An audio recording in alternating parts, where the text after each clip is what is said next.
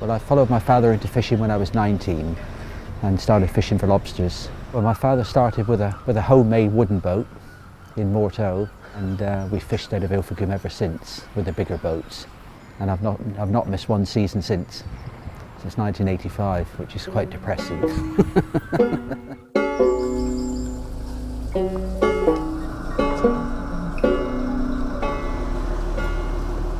I work with Chris and Kirk, and I work 190 days a year at sea.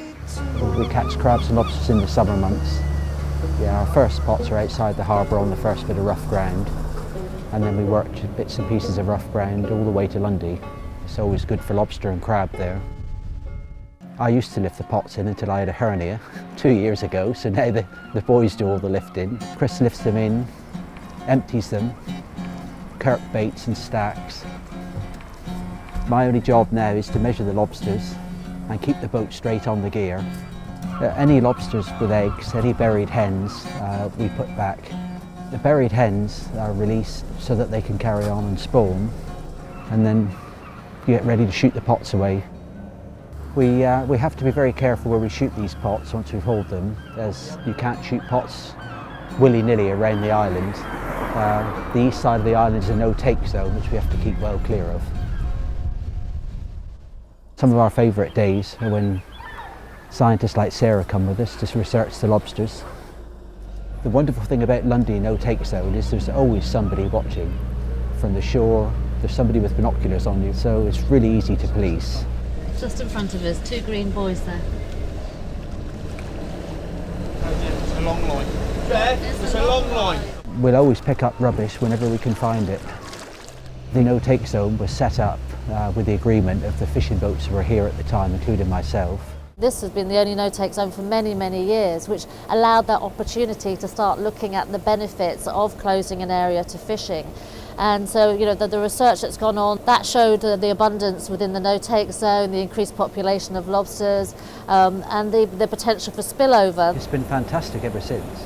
I mean, there's definitely an overspill from it. As far as I know, all the fishermen that work here are all really happy with it. I mean, it's full of buried lobsters, so nobody can get at them. They're all spawning away, and it's, you know, hopefully helping the rest of the island. If I just turn her over, you can see that she's buried because her underside is full of eggs. Now, in order for her to actually become egg bearing, she needs to mate with the male, and she does this when she's actually lost her shell, when she's shed her hard shell and she's soft. The male is still hard, but when she's soft, she produces a pheromone to attract the male in so he doesn't eat her. So as you can see there, I can't tell you how many she's carrying, but it could be anything from 10,000 eggs to a large female will carry up to 1 million. She'll carry these for 9 months, just like a human. And whilst they're under the tail, she uses the swimmerettes to aerate them and to get food to them. So what I'm going to do with this female now is to tag her and then release her back into the sea. The one thing we urgently need to do is stop all buried lobsters from being landed. The females with eggs that we catch are released in all of the Devon area. It would be better for lobsters and everybody concerned if that was nationwide. We collect and shoot the pots 12 times throughout the day, so it's a long 12-hour day. We don't shoot the pots like we did in my father's day. They used to go over the side, but it was always the most dangerous part of the job. But now they go out through the stern, which is much safer for the crew. Some things never change. I'm still repairing flags, although I'm the only one in Ilfracombe who still uses them. We are very much still a family business. Now the crabs and lobsters will be landed now and wheeled up to my house. And my wife Jenny sells lobsters from our tanks at home, and 2 of my sisters, Kathy and Sally, sell lobsters and crabs from their little shop in Morteau.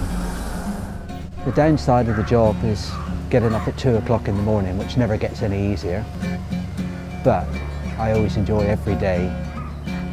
There's always something interesting, the wildlife's amazing, and I can't see why we can't continue fishing as we are, as we've always done, providing the buried lobsters are released and the undersized lobsters are put back, and is managed sensibly. There's a living for everybody.